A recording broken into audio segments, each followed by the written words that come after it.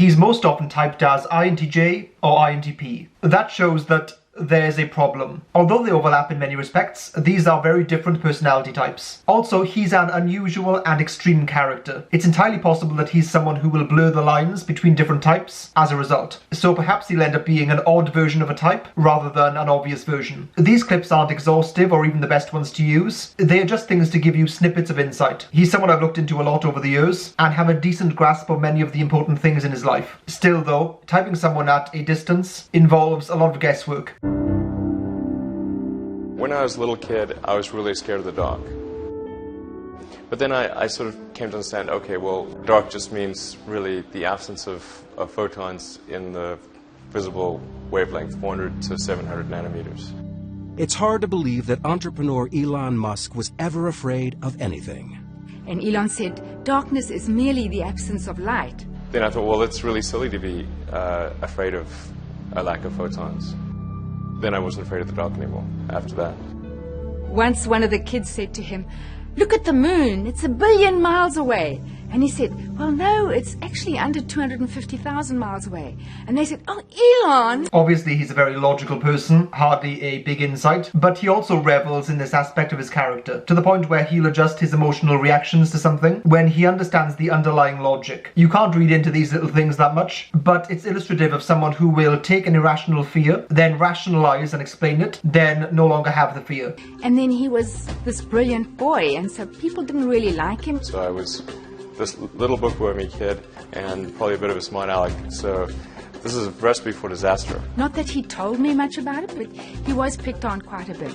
So I just like read a lot of books and tried to stay out of people's way during school. And so his social life was much less than my other two kids. And that's a typical nerd. I read all the comics I could buy or that they'd let me read at the bookstore before chasing me away. I read everything I could get my hands on from when I woke up to when I went to sleep. At one point I really ran out of books and started reading the encyclopedia. And he has a photographic memory, so he could remember everything. Anytime I had a question, my daughter Tosca would say, "Call Genius Boy."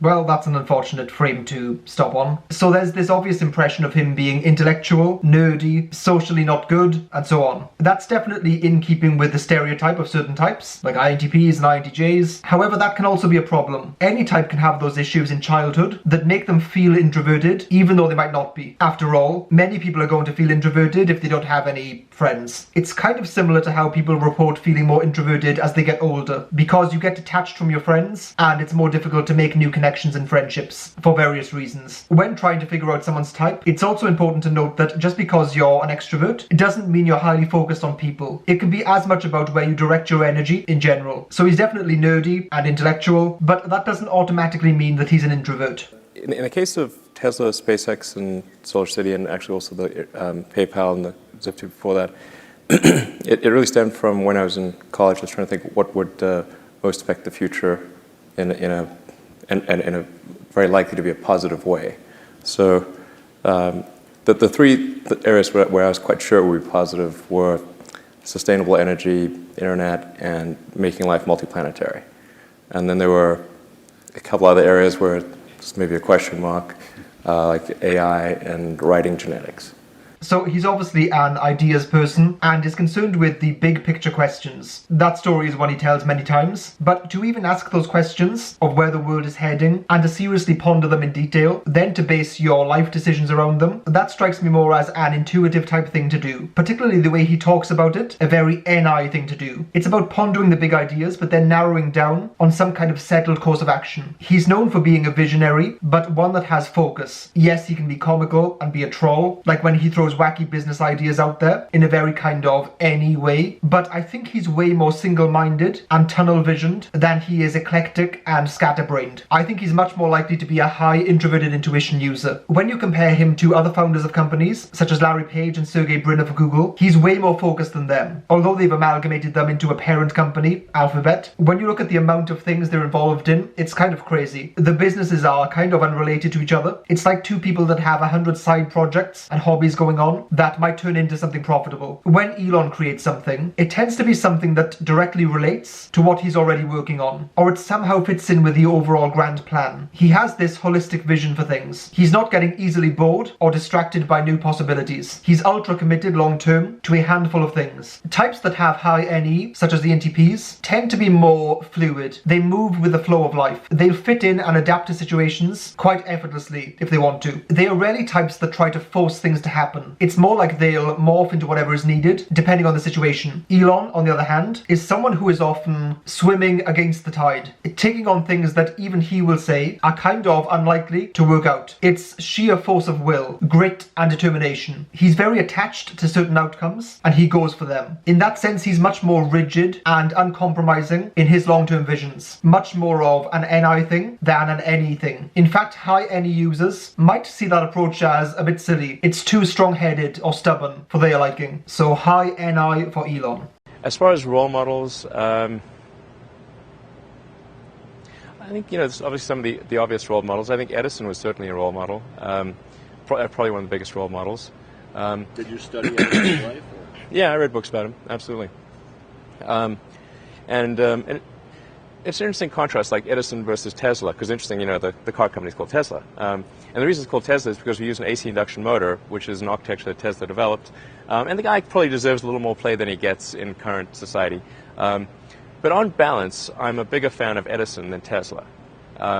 Because Edison brought his stuff to market and made those inventions accessible to the world, whereas Tesla didn't really do that. Right. So he'd certainly be a big one. So as he said, given that one of his companies is named as such, you'd think that Elon would extol the brilliance of Tesla over Edison. But he does the opposite. Edison was an amazing businessman, an exceptional marketer, promoter, and someone who understood how to sell something by making it more sexy. He didn't just understand the game of appearances, he was one of the greatest at it in history. I think that Nikola Tesla might have a similar experience with Elon as he did working for Edison. In fact, Elon might have a few Nikola Tesla-esque people working in his companies now. There is this narrative surrounding Elon that he's a complete autodidact that creates everything from scratch in a hugely innovative way. There is truth to that, but it's actually not his genius. He's brilliant at taking things that already exist and turning them into amazing businesses. For example, he's often credited as being the founder or co-founder of Tesla. In reality, he actually came into Tesla at a later date and kind of ruthlessly and brilliantly removed some of the individual people who created the original technology, then retroactively called himself a founder. So I think that Elon is more of an Edison than a Tesla. He's a genius, but not exactly the kind of genius he's often portrayed as. He's not this lone figure working in isolation like a Tesla or Newton. He's a leader who's adaptable, very risk-taking, pretty forceful and commanding. I classify him as being exceptional from a structuring, systematizing, and organizational perspective. All things I associate with the function of extroverted thinking. So he certainly doesn't have any issues with it, and probably has that function very high. I heard right after you sold PayPal, before the other two companies, you went and bought a McLaren S1 because F1, yes. F1. Right. Sorry, that's the same part. So right, because, partially because you were going to race cars with Jim Clark and Larry Ellison. No, well, not really. No, actually, and I never did. Although that was one of the things that was sort of talked about at one point, but I never did. In fact, I've never raced anyone with McLaren. I had it for several years, and I put 11,000 miles on it, and I drove it from LA to San Francisco. It was my daily driver, which is a crazy car to have as a daily driver, particularly on the 405. So, but I understand when you got it, yeah, you're driving down 280, and you wrecked it. No, well... And let me just tell the story, and then you can correct it. Because the story's great, and I hope it's true. Let's see if the story that you tell is actually, how that compares to the reality, because the reality is pretty messed up. So, hopefully the reality's better. So you wreck the car, you get out of the car, you're doubling over with laughter. And the person with you said, why are you laughing that you just wrecked this car? And you said, no, you don't know the funny part. It wasn't insured. Well... The punchline's correct.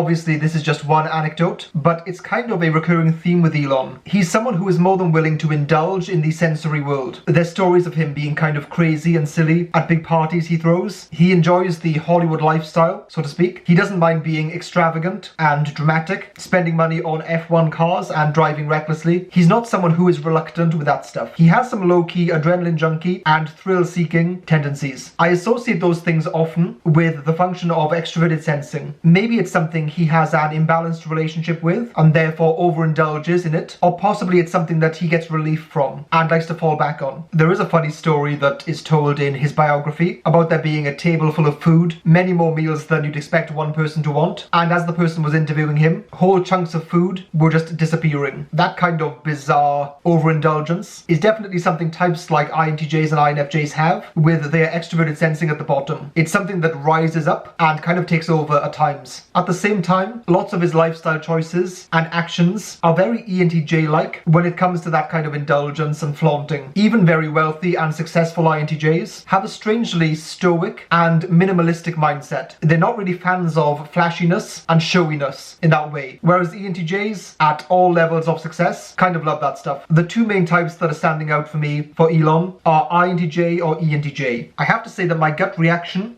is that ENTJ fits best. That's a slightly more controversial typing, since most people would agree that INTJ kind of feels right for him.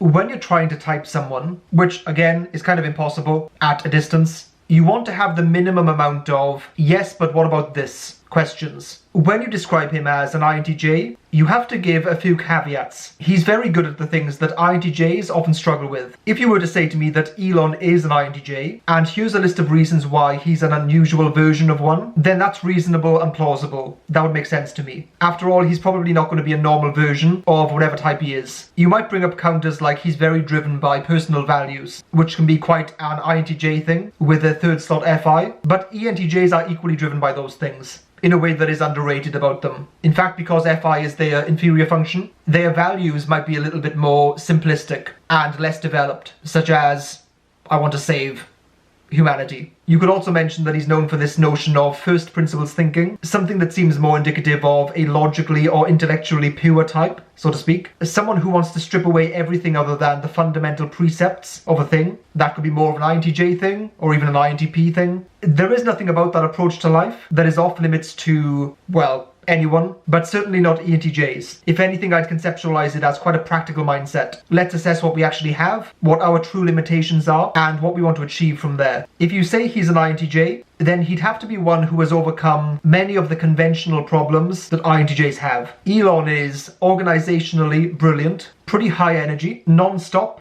relentless, constantly taking action and getting things done. He's not sitting around pondering most of the time. He's on the go 24/7 to an extreme degree. He's very comfortable in chaos. He's adaptable, able to rework plans when needed on short notice, finds relief in certain indulgences, is actually someone who plays hard too. He's a huge risk taker to the point of being very reckless at times. He's commanding, ruthless, visionary, driven by genuine underlying feelings and values, albeit fairly simplistic ones. A fantastic marketer with a great understanding of what people want, what compels them.